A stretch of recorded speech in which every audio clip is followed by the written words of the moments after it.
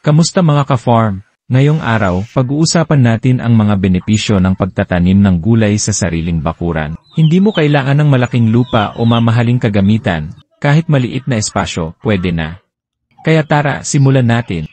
Unang-una sa lahat, makakatipid ka talaga. Isipin mo, kung dati bumibili ka ng pechay, kamatis, o talbos sa palengke, ngayon, pipitasin mo na lang sa sarili mong bakuran.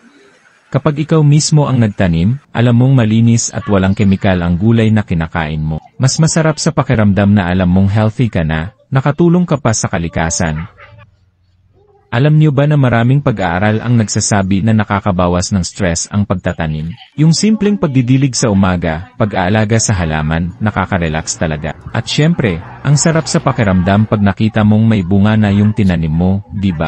Isa pa sa benepisyo, kung may gulayan ka sa bahay, may instant kang food source kung sakaling may emergency o kulang ang budget. Hindi ka na agad lalabas o bibilhin pa lahat. May kakainin ka fresh, libre, at galing sa effort mo.